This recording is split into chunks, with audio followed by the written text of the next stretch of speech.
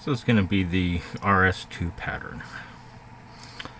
I think it was developed by Mr. Chang back in the early 1970s. This is a very effective pattern. And even though it looks simple, it can be very challenging to tie.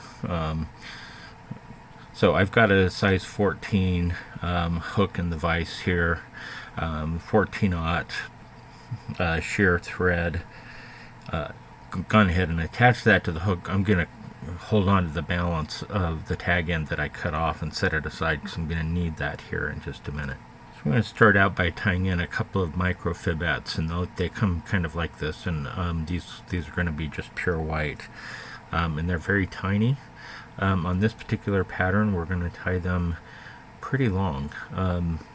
So I'm going to attach one on my side of the camera, hopefully.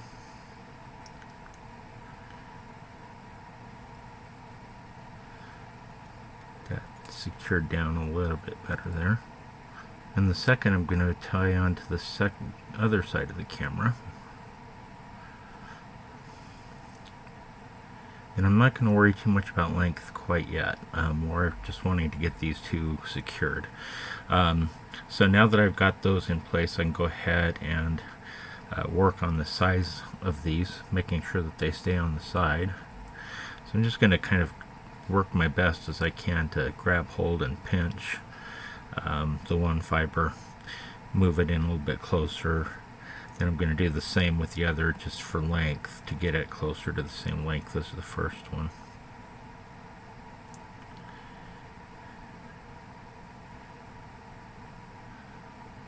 We're pretty close, right about in there. I'm going to go ahead and bring my thread up a little bit further and get these fully secured in. We'll be mucking around with them a little bit to get them better placed. But hopefully you can already see that these are much longer fibers.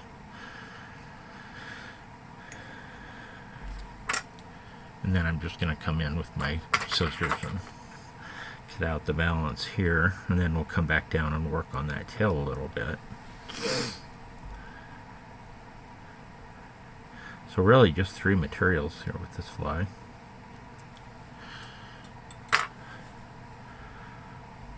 So now that I've got that done and cut, I'm going to look from the top down and make sure I've got these somewhat separated, one on each side. So we're looking something like that, at least up to this point. I'm going to bring my thread back down to about where I want the abdomen to start here.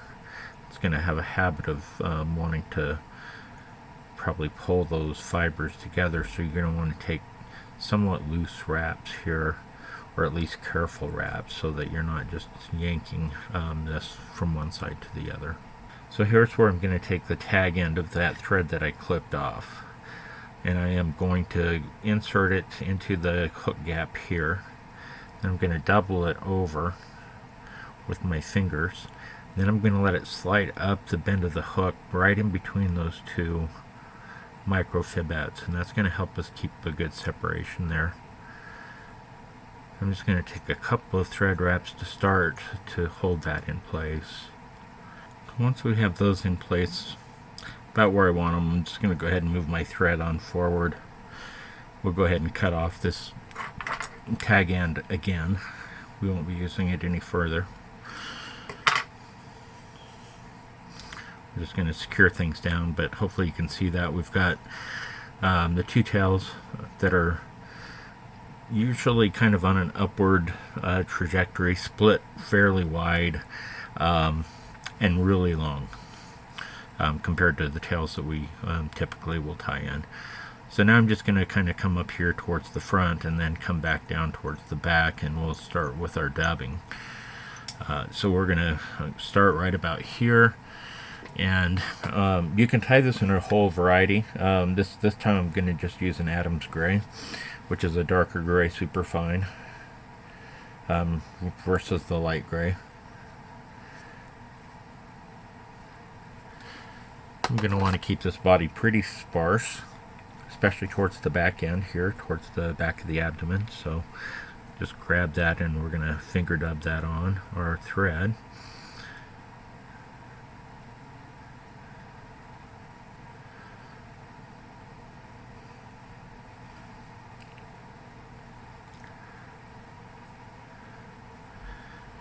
Turn that around a little bit so I make sure I can see that about right. So we're going to come back to where we want that abdomen to start. We're going to take a good wrap there. Make sure your dubbing is still tight and pulling your tails up a little bit, because our next wrap is going to go underneath these two tails, and that's going to help further get them propped up the way that we want them. And from there, I'm going to try to keep that thread as tight as I can as we move our way up the body.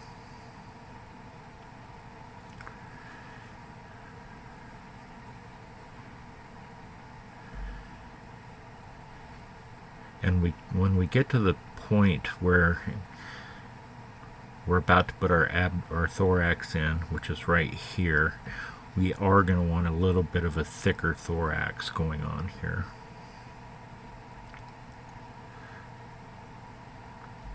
So I'm going to go ahead and grab just a tiny little bit more of the dark gray just to beef up that thorax a tiny little bit.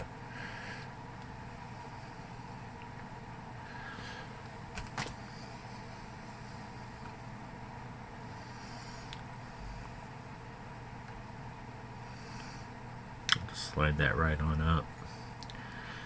And just take some wraps back and forth over the top of that to kind of create that heavier thorax that we're looking for.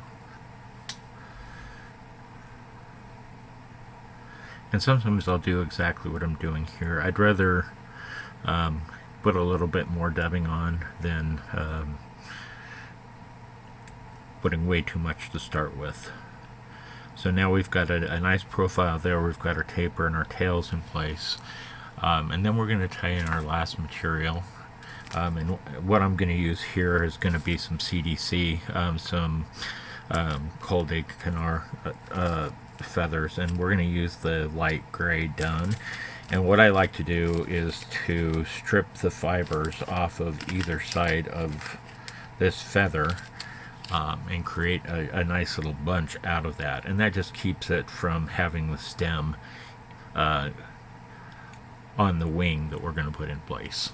So once I've got those CDC fibers stripped, just a few bunches off of a few feathers, and this is going to look really messy for a moment. Tie those right on the top of the shank of the hook here.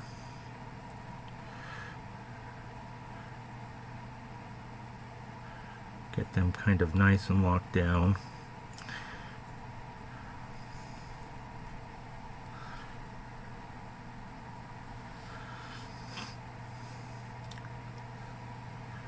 And I'm going to fold some of those back.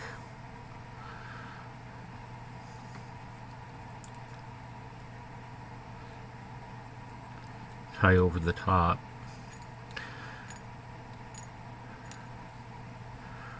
Create a nice little bunch like that right there. So from here we're just going to come back to that same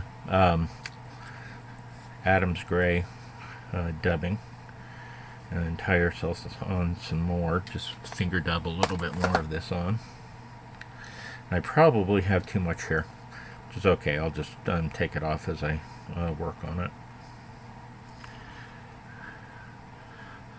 Get that nice and tightly dubbed on. Go ahead and take a wrap or two here in front of that wing.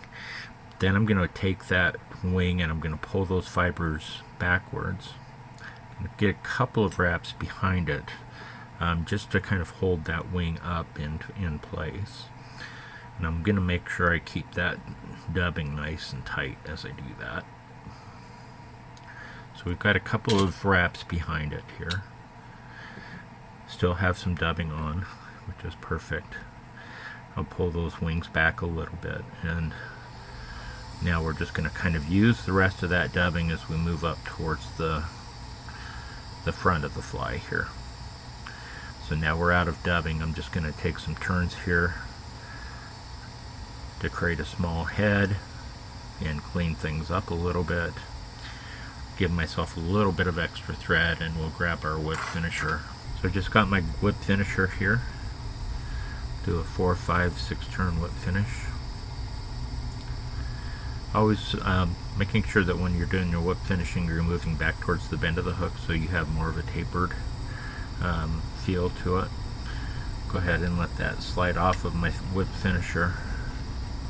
We'll just go ahead and pull that thread nice and tight. I'll turn my vise sideways and we'll go ahead and cut that thread off here.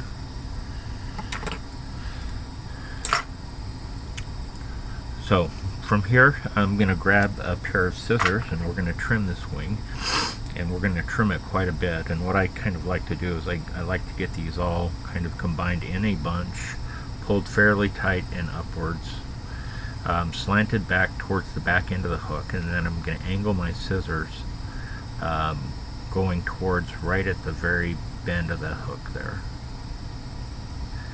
And that's where I'm going to make my cut. So we're going to end up with something that looks just about like that, which is about what we want it to look like.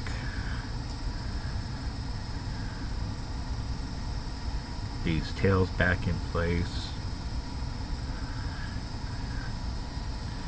And with that, there you have it. This is the RS2, a very, very effective pattern, and you can tie it up lots of different ways. It's going to have that same kind of look. The defining features are going to be these long tails that are split wide, and this CDC wing. We can change the color of the dubbing. You can also, I've seen folks tie it with a quill body instead of a dubbing body. So good looking fly, a very effective pattern, so give it a shot.